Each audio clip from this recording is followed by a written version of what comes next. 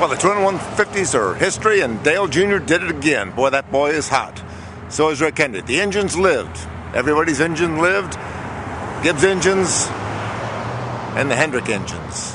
They worked awful hard in North Carolina to come up with a Band-Aid, but both sides, the Gibbs camp, Denny Hamlin won his 150 over teammate Tony Stewart, and Rick Hendrick's Jeff Gordon in a Chevy.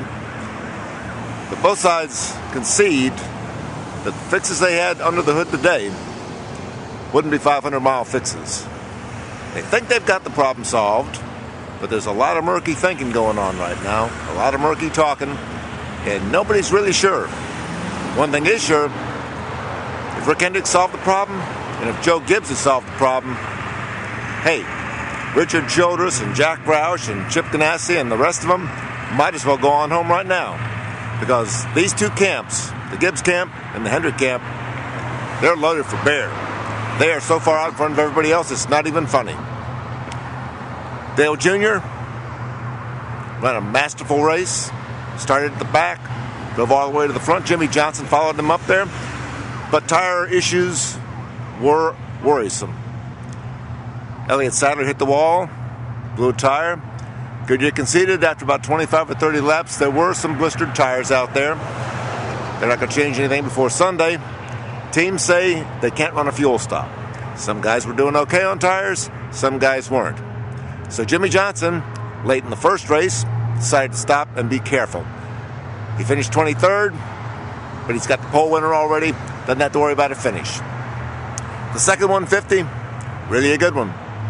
Tony Stewart dominated most of the race. Then on the final restart, 2 laps to go after Patrick Carpentier blew a tire and hit the wall in the backstretch, Jeff Gordon made his trademark slow start, then tried to jump out past the 2. Actually did jump out past the 2. And then Denny had to make his move, made it on Tony. They'd already agreed during the yellow that whatever happened, each man had to do his best for himself rather than try to help the other guy win. Denny made his move, held off Tony, and the way Denny and Tony blew past Jeff Gordon, I don't know if Rick Hendrick's got enough for these guys. I'm not quite sure. It looks to me like the Gibbs bunch has more horsepower than the Rick Hendrick bunch. But then this might not be the hare and the tortoise. This might be the hare's race, or it might be the tortoise's race. The rabbits won this one.